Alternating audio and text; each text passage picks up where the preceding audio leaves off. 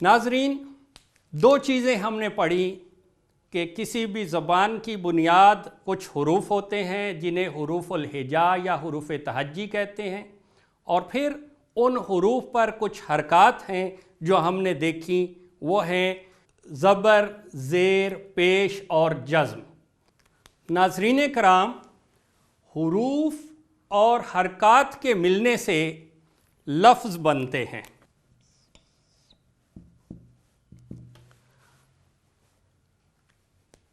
مثلا یہ ایک حرف ہے الف، یہ ایک حرف ہے را، یہ ایک حرف ہے دال اور یہ حرف ہے واو۔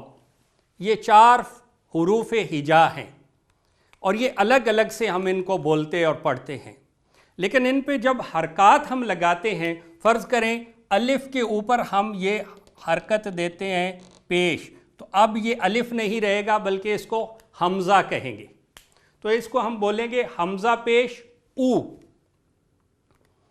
اور اگر یہ ہے را کو ہم دیتے ہیں جزم یعنی سکون، تو یہ دو حروف آپس میں مل کے بن جائیں گے حمزہ پیش را ار۔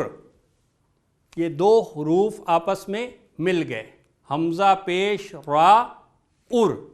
اسی طرح دال کو پھر پیش دی اور واو کو جزم یعنی سکون، تو یہ بن گیا دال پیش واو دو،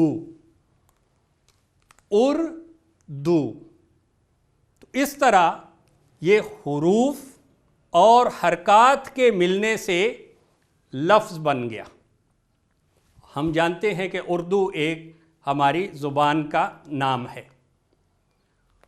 اور لفظ جو بامعنی لفظ ہو، ناظرین کرام ہم نے دیکھا کہ حروف اور حرکات کے ملنے سے لفظ بنتے ہیں، اور بامعنی لفظ کو کلمہ کہتے ہیں۔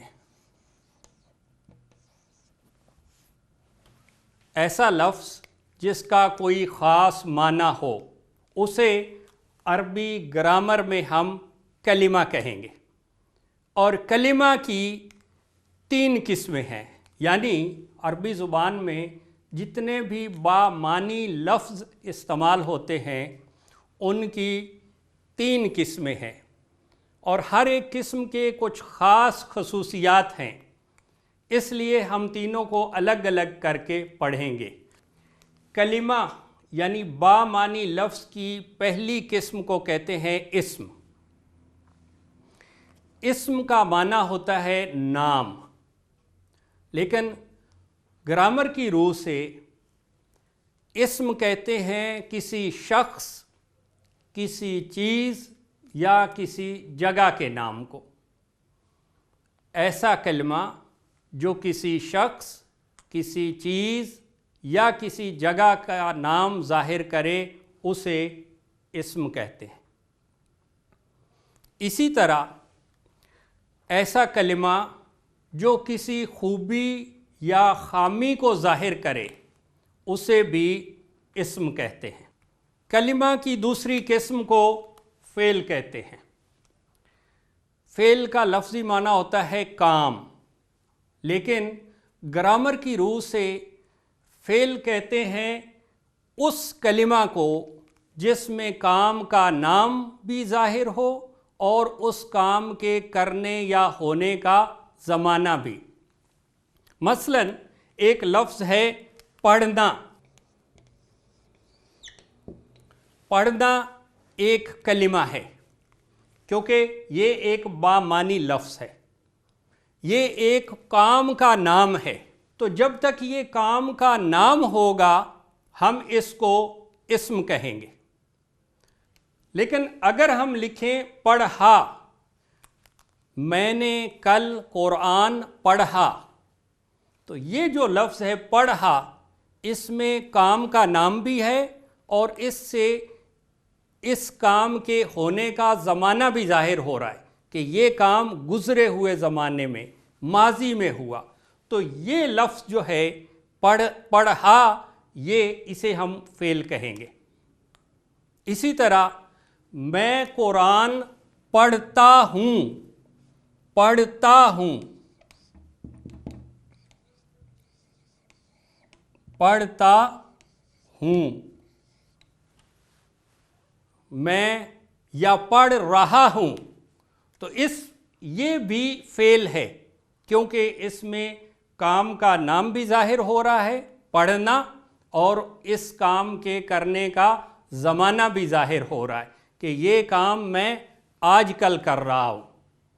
اور تیسرا لفظ ہے میں قرآن پڑھوں گا، پڑھوں گا، اس میں کام کا نام بھی ظاہر ہو رہا ہے اور اس کا زمانہ بھی کہ آنے والے وقت میں یہ کام کروں گا۔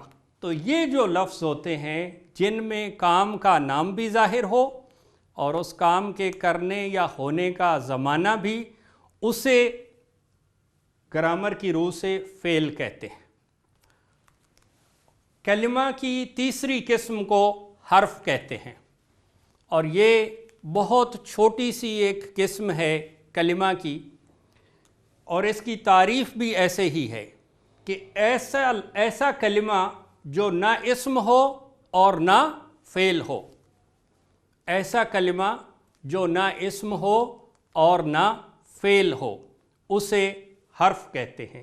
یہ چھوٹے چھوٹے لفظ ہوتے ہیں جن کا اپنا ذاتی معنی تو ہوتا ہے، لیکن وہ اس وقت تک ظاہر نہیں ہوتا مکمل طور پہ جب تک اسے کسی اسم یا فعل کے ساتھ ملا کر استعمال نہ کیا جائے۔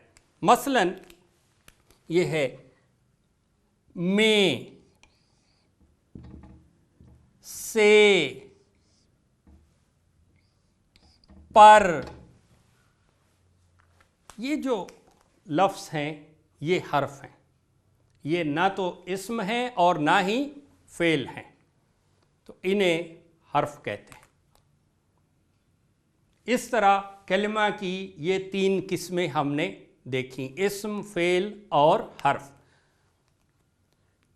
اب ہم ان تینوں قسموں کو ایک ایک کر کے تفصیل سے پڑھیں گے۔